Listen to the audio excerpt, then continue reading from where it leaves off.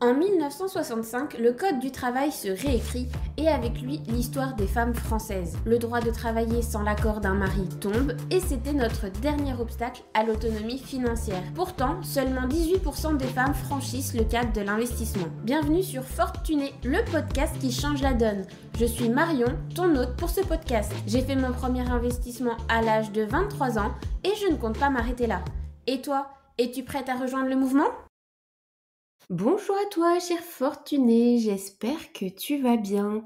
Aujourd'hui, j'aimerais te proposer un épisode sur l'éducation financière pour les enfants et les adolescents. Je crois que c'est un thème que j'ai jamais réellement abordé sur un épisode en entier. Et je sais pas, cette semaine j'étais inspirée, donc on va se lancer parce que je sais que certaines d'entre vous sont déjà des jeunes mamans, mais aussi que pour toutes les plus jeunes qui n'ont pas encore d'enfants qui nous écoutent, bah ça viendra peut-être un jour. Et c'est un sujet qui forcément me touche énormément parce que, j'ai adoré avoir ma propre éducation financière, enfin, j'ai adoré en recevoir une quand j'étais enfant. Et je vois énormément les fruits que ça a porté sur moi en ce moment. Et ça me permet même d'en venir à créer un podcast qui parle de thunes pour les femmes, tellement j'ai trouvé encore des meilleures façons d'avoir des rendements, des résultats encore plus exceptionnels que ceux que mes parents avaient mis en place, qui étaient déjà topissimes. Et aussi parce que je croise des parents et des enfants tous les jours, je vois bien la différence qu'il y a entre beaucoup de foyers, et franchement ça touche toutes les catégories sociales, hein. C'est pas forcément les parents qui gagnent le plus, qui donnent la meilleure éducation financière à leurs enfants, c'est même parfois vraiment l'inverse.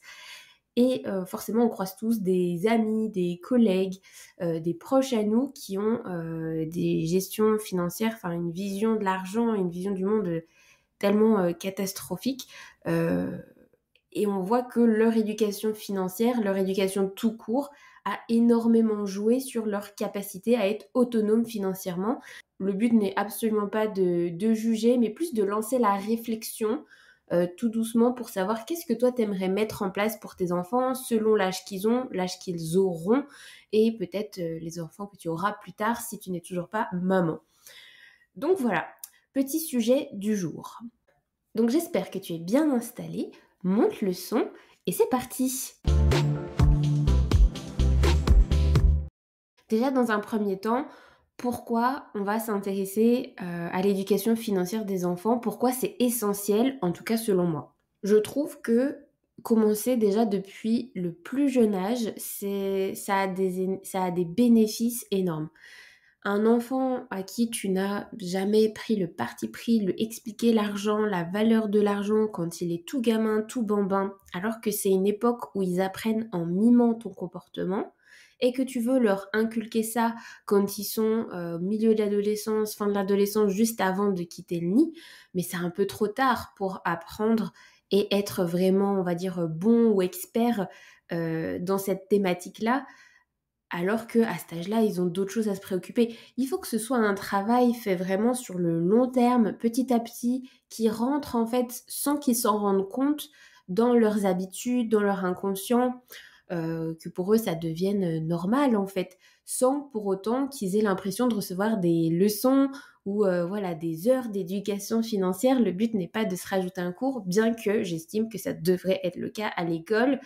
Cependant, moi, je préfère m'occuper de l'éducation financière de mes enfants toute seule plutôt que ce soit l'avis et les conseils de quelqu'un d'autre qui ne partage certainement pas les mêmes valeurs que moi. Et après, j'ai pas très envie de batailler pour déconstruire ce qu'on lui a appris. Donc, personnellement, je suis bien contente que ce soit pas abordé à l'école, même si c'est vrai qu'il faudrait qu'il y ait peut-être un petit peu plus de base au moins.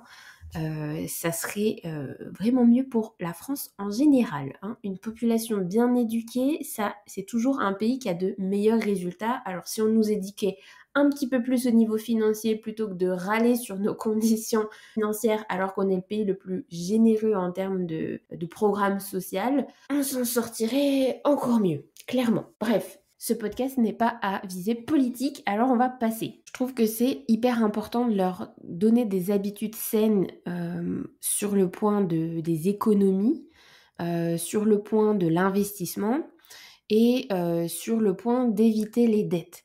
finalement, voilà, il n'y a pas que de la gestion de budget, il n'y a pas que apprendre à pas trop dépenser par-ci par-là, se priver pour mettre de côté. C'est pas forcément ça les valeurs qu'on va chercher à donner dans l'éducation financière. C'est vraiment voilà, de parler de pourquoi c'est important d'économiser, parce que ça va te sortir de galères, donc il va falloir un peu expliquer. C'est pas juste se priver pour se priver, c'est vraiment histoire de s'assurer, de se sécuriser tout simplement. Donc il faut vraiment faire comprendre ce message-là. Le côté investissement, encore une fois, et c'est pour ça que j'ouvre ce podcast, c'est que quand même, on n'en parle pas des masses. D'ailleurs, c'est marrant, j'ai fait un petit sondage sur Instagram pour vous demander quelle était la catégorie d'investissement que vous trouviez le plus sécure. Alors, la moitié d'entre vous, je ne sais pas pourquoi vous avez coché les cryptos, alors qu'on sait tous que c'est le marché le plus volatile, et j'ai beau adorer ça, donc forcément j'adore quand vous me répondez ça. Je peux pas vous vendre que c'est le truc le plus sécure et le plus safe, mais sinon, vous aviez tous coché l'immobilier. Et c'est marrant parce que en France, acheter de l'immobilier, investir dans de la pierre, c'est quelque chose qui est vu comme sécure, c'est quelque chose de très répandu. Même si on peut te bloquer en disant non, c'est pas le bon moment, ne fais pas ça. En attendant, on va pas trop t'embêter. Une fois que tu l'auras fait, tout le monde dira ah oui, c'est bien. De toute façon, la pierre, c'est une valeur sûre. Et on est capable de te dire ça alors que les prix pour les rénovations viennent d'exploser, que les prix du marché sont pas encore baissés, que les taux sont élevés.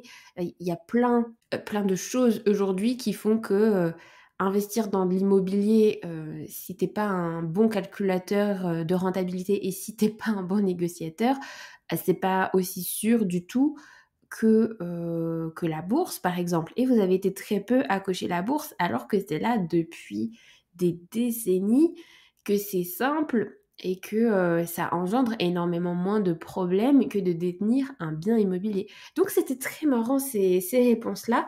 Et donc voilà, il va falloir essayer d'un peu démocratiser ce fait d'investir et d'expliquer que bon, bah tu peux économiser. Mais économiser te fait perdre un peu en pouvoir d'achat, mais tu en as besoin pour ta sécurité rapide, quoi. Mais il faut pas négliger le fait d'investir, qui te permet certes d'économiser, mais aussi de faire travailler ton argent. Ça, en France, on a du mal quand même. C'est encore une croyance limitante, quelque chose d'impossible, voilà, c'est un concept qui rentre pas dans beaucoup de crânes. Mais bon, si vous êtes là, c'est que vous avez pigé le concept. C'est que investir, c'est faire travailler son argent à sa place, ou de faire travailler une partie de son argent. Et je sais pas pourquoi c'est pas ça donne pas envie, pourquoi c'est pas sexy encore aujourd'hui. Alors moi, quand tu me dis que mon argent peut aller travailler sans que je me lève à 8 heures le matin, je trouve ça génial. Donc oui, au début, bah, on va investir, puis on va continuer de travailler, mais à un moment donné, on sera libre de plus aller travailler bien avant l'âge de la retraite légale, et on pourra être fiers.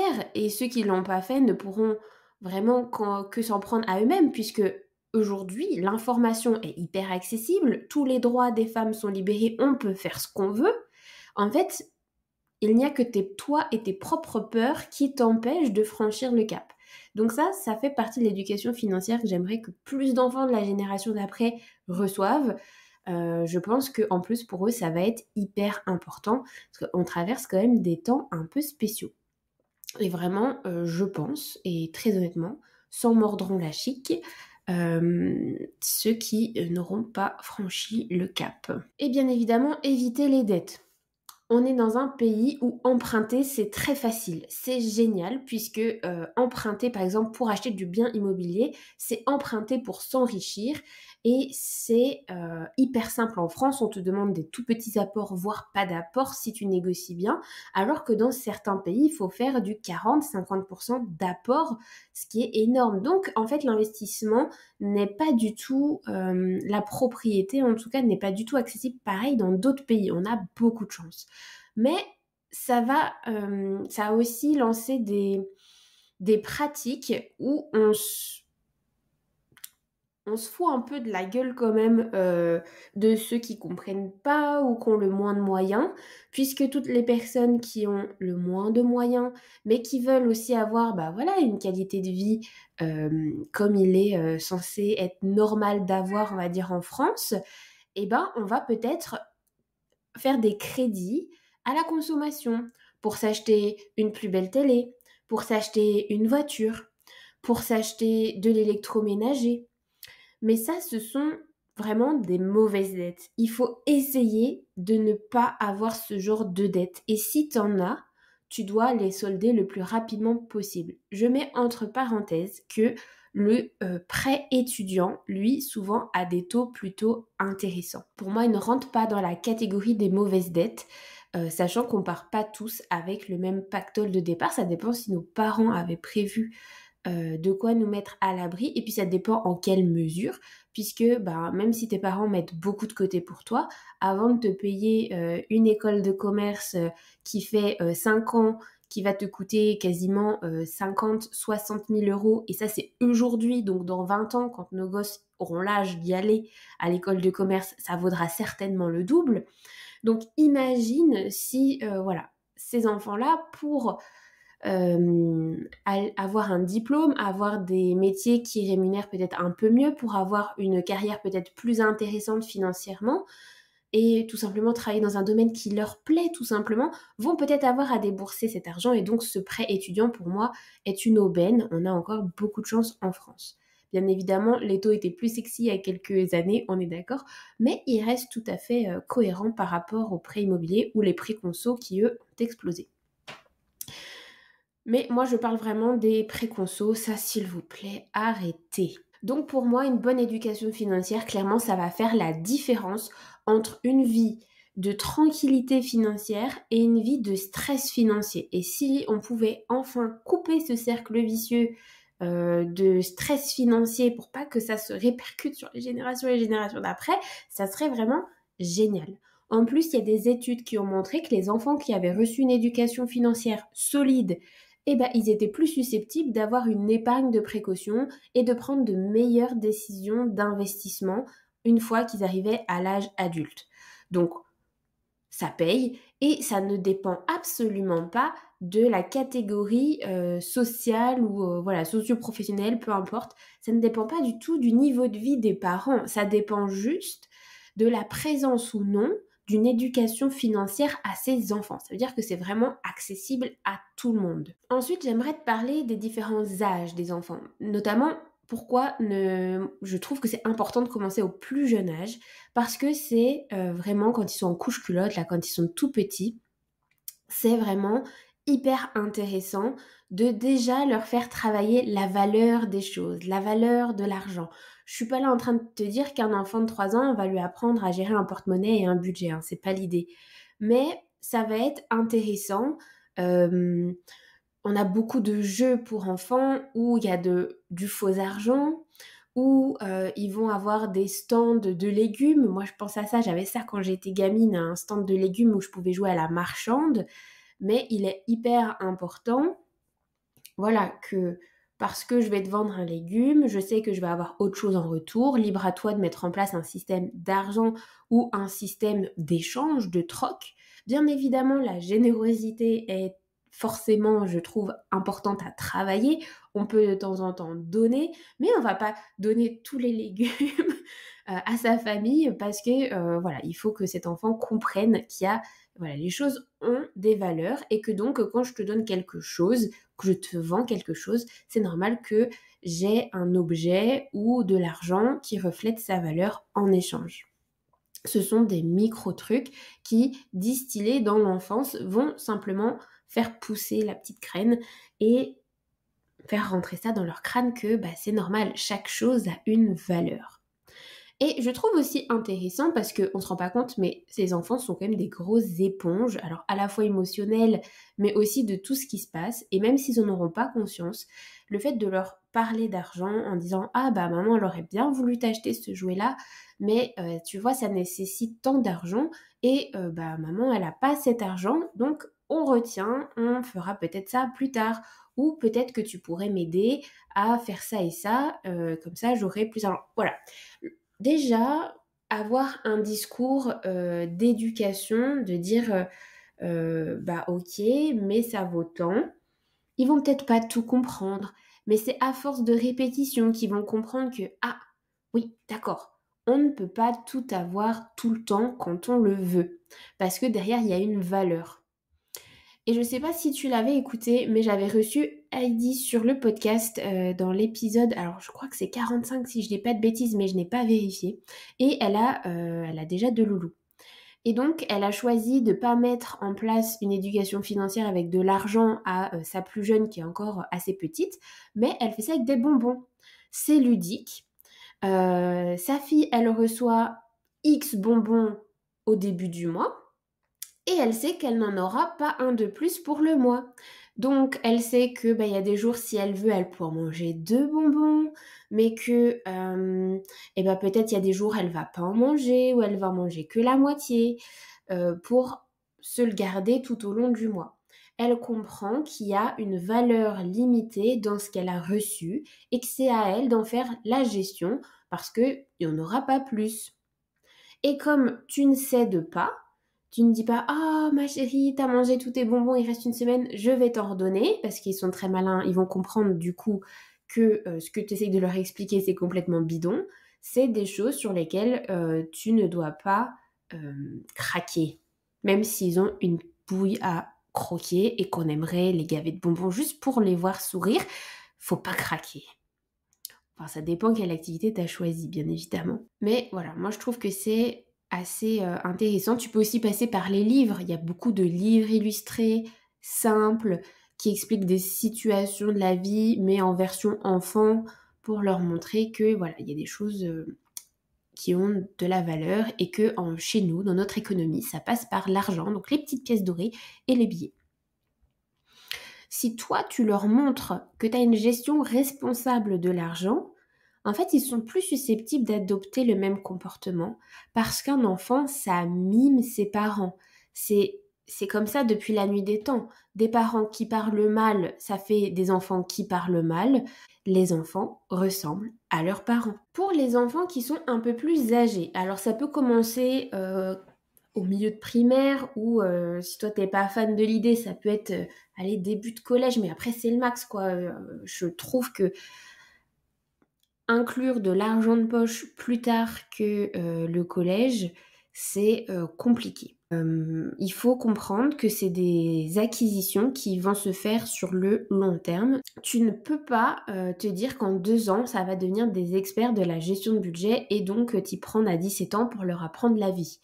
Donc non, ça, c'est pas possible. En plus, si c'est toi qui détiens l'argent, c'est à toi qu'ils vont sans arrêt demander des choses qu'ils veulent.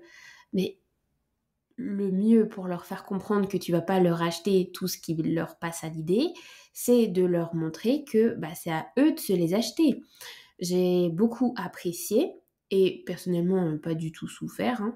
Nous, on n'avait pas de cadeaux, de jeux, en tout cas on ne s'attendait à rien en dehors d'un Noël ou d'un anniversaire. Et par contre, on a eu de l'argent de poche assez tôt et la somme qu'on allait recevoir variait tous les mois. En fait, ça allait dépendre de beaucoup de choses. Je t'en reparle après. Et en fait, cet argent, si tu voulais t'acheter des jeux, des vêtements, du maquillage, ce que tu veux, tu avais le droit d'acheter tout ce que tu voulais. Par contre, tu te démerdes pour l'acheter. Tu devais te débrouiller. Et donc, en fait, tu comprends très très vite que si tu veux la Barbie ou le Pet Shop à 9 euros, alors que toi, t'en as que 3, eh ben, il va falloir que tu attendes un petit peu plus pour pouvoir te l'acheter. Et donc, en fait, tu apprends de toi-même que voilà, le pet shop de tes rêves, il va falloir économiser 3 mois avant de pouvoir te l'acheter. Et je remercie ma mère d'avoir passé des tas et des tas de samedis au Toys R Us qu'il y avait à côté de chez nous, parce que on allait, dès qu'on avait de l'argent de poche, regarder un peu ce qu'on pouvait acheter. Les Diddle, les cartes Pokémon, les Pet Shop, on a traîné beaucoup longtemps dans le rayon Pet Shop. Et bah, parfois, on se rendait compte qu'on n'avait pas assez de sous, mais que nous, on voulait cette boîte-là, mais que cette boîte-là coûtait cher. Et donc, en fait, on rentrait et on n'avait rien acheté Bah, parce qu'en fait, on avait compris qu'on allait économiser, quoi. Mais c'est pas grave, elle avait pris du temps pour nous emmener constater par nous-mêmes ce qu'on pouvait ou ne pouvait pas et la décision nous revenait. Donc, bon, on a vite compris comment fonctionnait l'argent.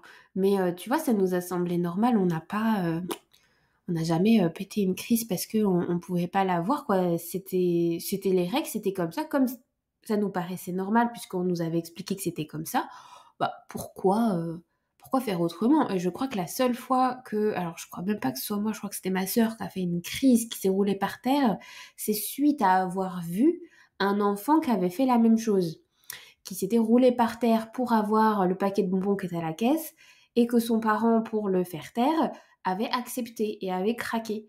Et donc ma petite sœur, elle s'est dit, mais c'est génial, c'est technique, on va faire pareil.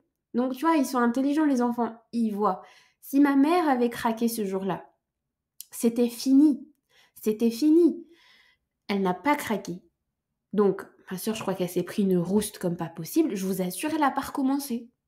Et moi, il m'est pas venu l'idée de commencer ou d'avoir la même idée, tu vois. J'ai vite capté que non, bah on va compter ses sous, on reviendra dans 3 mois acheter la boîte de Pet Shop.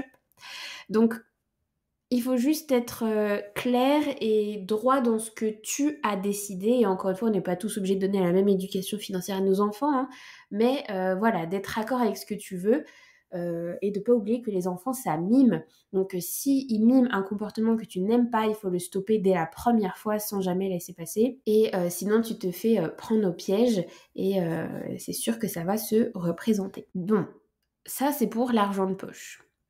Pareil, je trouve que donner de l'argent de poche à un enfant sans aucune contrepartie, c'est lui tirer une balle dans le pied. J'ai eu énormément d'amis, de copines, de connaissances, voilà, au collège, lycée, qui recevaient de l'argent de poche, déjà beaucoup plus que moi pour le même âge, et sans rien faire. Moi, ça m'énervait parce que je voyais tout ce qu'ils pouvaient faire, tout ce qu'ils pouvaient s'acheter, les sorties shopping, alors qu'en plus leurs parents leur achetaient souvent des choses en dehors de Noël et d'anniversaire, ce qui n'était pas le cas chez nous. Et en plus de ça, ils touchaient plus d'argent de poche. Et chez nous, l'argent de poche était corrélé à des tâches ménagères qui devaient être bien faites en temps et en heure. Sinon, c'était pas le même prix, voire pas payé. Et également, aux résultats scolaires, il y avait un barème très précis. C'est tu réponds à telle ou telle condition, tu as X euros. Là, tu n'as pas répondu à ça, tu as eu que cette note-là, bah, c'est un peu moins. Tu as eu une très mauvaise note, tu dois rendre de l'argent. Donc il y avait, comme quand tu es salarié, que tu vas au travail, tu as des objectifs de poste, des objectifs annuels à atteindre. Et ben nous, c'était pareil. Donc tous les mois, on regardait un peu les objectifs que tu avais atteints. Et donc, bah, tu n'avais pas les mêmes... les barèmes changeaient aussi d'année en année selon les études que tu faisais, mais tu avais un barème. Ce qui fait que tu pouvais décider de mal faire tes tâches ménagères. Moi, c'est ce que je faisais, hein. Moi, les tâches ménagères qui me saoulaient, je les faisais pas parce que je savais que j'étais bien meilleure dans l'obtention de bonnes notes et que ça me rapporterait plus que de faire la même tâche tous les jours pour beaucoup moins qu'un devoir qui allait me rapporter plus parce que je savais que j'allais taper un 18 ou un 20. Bon, bah c'est clair, j'avais fait le tri. Mais ça m'a donné l'information que j'étais pas obligée de tout faire, que je pouvais aller faire et travailler ma zone de génie, ce qui pourrait me permettre de gagner plus. Et c'est aussi comme ça, même si ça a été un parcours un peu compliqué, que je me suis vite rendu compte que moi, bah, il fallait que j'exerce en cabinet, qu'il fallait que je sois mon propre patron, que je fasse les choses à ma façon, parce qu'en fait, je savais très bien comment je fonctionnais et je savais très bien là où j'étais bonne pour gagner de l'argent et me mettre à l'aise dans la vie. Et en même temps, j'ai eu la chance de grandir dans un milieu plus que favorisé. Donc, si tu veux, j'avais aussi les chocottes de perdre mon niveau de vie. Donc, j'avais une grosse pression à devoir correctement travailler pour obtenir un niveau de vie similaire. Parce que quand tu as goûté à tout va bien, t'as pas très très envie de rentrer dans le monde de la galère. Mais ça met aussi une pression. Mais parce que on m'a appris à gérer mon argent, j'ai été capable de le refaire. Parce que moi, j'ai aussi vu des collègues qui étaient encore plus aisés que moi, qui sont incapables de générer de l'argent correctement, et là, c'est la dégringolade, parce qu'on leur a déjà tout donné sur un plateau d'argent toute leur vie et qui sont incapables de comprendre le système de l'argent, comment ça fonctionne, comment on économise, comment on l'investit et comment on fait pour en gagner plus ou suffisamment pour atteindre le niveau de vie qu'on souhaite. Encore une fois, on n'a pas tous les mêmes objectifs. Donc, s'il vous plaît, arrêtez de donner de l'argent de poche à vos gosses quand il n'y a aucune contrepartie derrière. L'argent a de la valeur. C'est un service, c'est un résultat, c'est ce que vous voulez avec votre système de valeurs, mais cet argent, il ne peut pas être gratuit. Parce que nous, après, quand on rencontre ce genre de personnes, dans un couple par exemple, mais moi, ça n'a pas marché du tout avec ces personnes-là. Ils sont incapables de comprendre comment on fait pour travailler et voire même on jugeait le fait que moi j'allais travailler, que je travaillais plus dur et c'était mal vu et incompris tout simplement. Aujourd'hui, il faut se rappeler une chose, c'est que la génération d'aujourd'hui, déjà, les femmes, on en a marre d'être la nana au foyer qui fait tout. En majorité, on en a marre. C'est toujours quelque chose de possible et franchement je l'encourage quand c'est vraiment un choix parce que ça reste tout à fait une option tout à fait louable.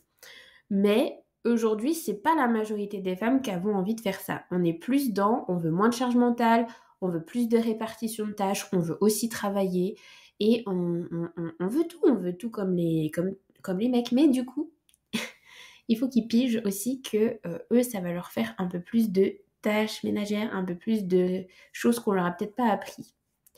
Si toi aujourd'hui, les enfants qui naissent aujourd'hui, on leur apprend que l'argent ça n'a pas de valeur, que ils n'ont pas besoin d'aller travailler pour gagner de l'argent, qu'ils n'ont pas besoin de faire des tâches à la maison, franchement, mais que ce soit une femme ou un garçon, hein, votre enfant, ça va être compliqué de trouver un partenaire de vie. Franchement, c'est mon avis. Puisqu'on n'est plus dans la majorité où les femmes restent à la maison pour travailler, si c'est une majorité d'enfants qui sont élevés comme ça, ils vont pas se supporter. Ça ne va pas être possible. L'éducation financière, c'est vraiment l'enjeu de la génération de demain. Et notre génération à nous commence à la comprendre et on apprend un peu sur le tard, mais demain, il faut qu'elle soit acquise depuis la tendre enfance pour que ça matche bien. On va avoir de vrais problèmes sinon. Enfin bref, c'est mon avis, vous faites bien ce que vous voulez. Autre technique pour apprendre la gestion de l'argent, c'est le jeu tout simplement. On a des super pépites en termes de jeu pour apprendre. C'est pas pour rien que vous me répondez que l'immobilier c'est le plus sûr. Qui n'a pas grandi avec le Monopoly, hein? Et en plus, on sait tous qui c'est qui gagne au Monopoly. C'est celui qui a acheté les biens les moins chers de la partie et qui a mis le plus de maisons et d'hôtels, donc on va dire de travaux de rénovation dedans pour augmenter les loyers, c'est lui qui gagne la partie. Ou alors c'est le mec qui a eu assez de chance pour tomber sur rue de la Paix, Champs-Élysées, et qui a suffisamment économisé pour aller mettre un hôtel dessus et qui va effectivement potentiellement se retrouver soit premier, soit sur le podium. Mais tous ceux qui ont acheté les biens intermédiaires là, les jaunes, les oranges, les rouges, si ce ne sont pas les propriétaires des bleus foncés ou des bleus clairs et des marrons de début et de fin de tour du Monopoly, eux, ils perdent. Donc, il y a déjà des principes hyper intelligents dans ce Monopoly.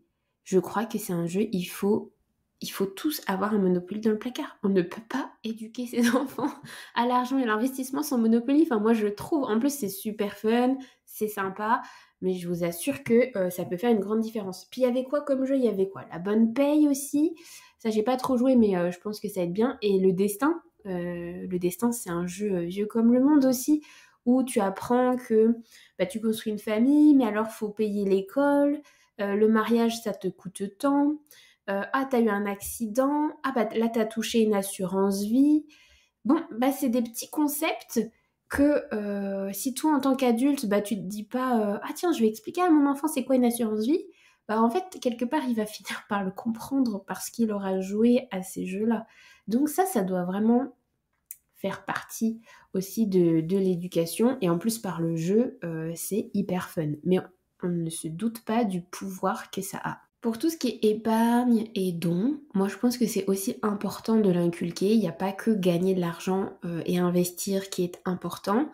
Le côté épargne est super important. Alors soit comme moi, ton enfant l'a compris tout seul parce qu'il voulait voilà, le pet shop ou la poupée un peu plus chère et il pouvait pas se l'acheter ce mois-ci, donc il a compris qu'il devait mettre de côté. Soit, quoi qu'il arrive, t'as un enfant qui veut pas faire cet effort parce qu'il sait que s'il attend, il l'aura à son Noël ou son anniversaire, et donc en fait, il ne voit pas d'intérêt d'aller faire l'effort de l'économie, et donc il va claquer par exemple tout son argent entre-temps, et il attendra gentiment que ça arrive tout seul à lui. Et là, t'as un problème parce que du coup, ton enfant, il sait pas épargner, il comprend pas l'enjeu. Aujourd'hui, on te parle d'un pet shop, ça pourrait être pas très important, mais finalement, dans la vie de tous les jours, ça va lui causer des soucis. Alors, pourquoi pas, petite idée, mettre en place un système d'épargne avec, je sais pas, une tirelire cochon ou ce que tu veux, dans lequel, sur son argent de poche, il a le droit de décider s'il veut épargner ou non. Cette épargne, elle est mise dans cette tirelire ou dans un compte spécial, ce que tu veux, et tu vas aller chercher à récompenser cette épargne. Donc, soit tu lui appliques comme un livret A un petit taux en plus, soit tu peux faire un peu comme les plans d'épargne entreprise. Je ne sais pas si toi tu as ça. Les plans d'épargne entreprise, il y a certains patrons qui mettent ça en place. C'est un plan d'épargne où tu te sépares d'une certaine somme de ton salaire qui va être mis dessus. En contrepartie, comme ça ne sera pas versé en salaire, l'entreprise te verse le double. Enfin, il double ta mise. Donc, si tu mets 100 € tous les mois sur ton plan d'épargne entreprise, en fait, ta cagnotte est de 200 €.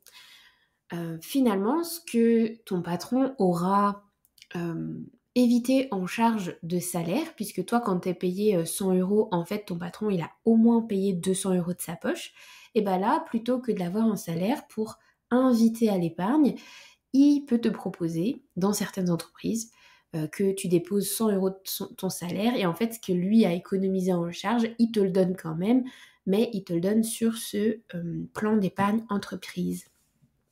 Tu peux mettre ça en place avec tes enfants. Alors, à toi de définir le montant, mais par exemple, tu peux lui dire, tous les mois, tu as le droit de mettre de l'épargne de côté, et peut-être jusqu'à un certain montant, donc je sais pas, peut-être 10, 20 €.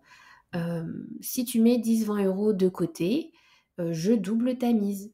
Bien sûr, si je sais pas trop combien tu vas donner d'économies d'argent de poche à ton enfant, mais c'est sûr que si, je sais pas, vous arrivez à des montants genre 50 ou 100 €, ça va pas te faire rire qu'ils mettent à chaque fois tout en épargne et que tu doives doubler. Donc tu peux mettre un plafond, dire que il a le droit d'économiser s'il veut, mais toi, dans la limite de 10 € par mois, ou du coup, toi, tu sais que ça te fera 20 € à mettre de ta poche au lieu de 10, ça peut l'engager à épargner. Par contre, en contrepartie, il n'a pas le droit de l'utiliser tout de suite. Ça veut dire que c'est une tirelire qui peut-être tu décides tous les ans à une date bien précise. Est-ce que c'est Noël? Est-ce que c'est anniversaire? Est-ce que c'est à la rentrée peut-être? Cette tirelire sera ouverte et il pourra la reprendre. Ou le choix de la garder fermée, ou le choix d'utiliser ce qu'il y a dedans ou de l'avoir sur lui. Et ça va lui donner vraiment l'envie d'épargner. Il va comprendre qu'épargner rapporte. Et là, on pourrait même dire que c'est un investissement, parce qu'avec des rendements aussi importants, c'est pas de l'épargne, c'est de l'investissement. Et ça, c'est pas mal quand même comme procédé. J'ai pas eu ça, mais en faisant cet épisode, je me suis dit que ça pourrait être un système assez intéressant à mettre en place chez un enfant qui, tu vois, peut-être n'arrive pas à épargner, ne comprend pas ou trouve des stratégies pour obtenir ce qu'il veut autrement qu'en économisant. Comme ça, tu vas l'inciter quand même à franchir le cap en rendant le truc un peu plus attractif. N'hésite pas à me dire ce que t'en penses ou si c'est complètement débile ce que je raconte. Laisse un commentaire ou viens me le dire sur Instagram. D'ailleurs, si t'as des techniques, toi, pour un peu éduquer tes enfants financièrement, ça m'intéresse. Comme ça, je pourrais le repartager aux autres parents qui nous écoutent parce que je trouve que c'est vraiment un sujet hyper important. Si pour toi, donner, ça a une place aussi importante dans tes valeurs, n'hésite pas à faire une recherche peut-être d'association, se renseigner sur le sujet et faire quelque chose d'assez ludique et éducatif sur voilà, le sujet que vous aurez choisi d'aider et que ça fera partie de son petit budget mensuel d'argent de poche, de te dire que, bon, bah alors là, tu as eu tant d'argent de poche, combien tu veux épargner voilà, en mode investissement et moi je double, ok, tu veux mettre 5 euros, très bien, alors moi je remets 5 euros, ok, sur ce qui te reste, est-ce que tu as tes 1 ou 2 euros que tu veux cagnoter pour qu'à la fin de l'année on aille le donner à une association, ok, le reste c'est à toi, tu peux l'utiliser. Et ça peut faire partie voilà, de ton éducation financière. Moi, je sais qu'on m'a appris à tenir mes sous sur un Excel à l'âge de 13 ans. Donc 13 ans, on est au collège, hein, tu vois. Je tiens mon porte-monnaie sur un Excel depuis l'âge de 13 ans et je crois que j'ai dû arrêter il y a 2 ans parce que maintenant, je connais bien mes dépenses et tout. Et encore, je pense qu'il faudrait que je le refasse. Mais tu vois, à 13 ans, c'est tôt.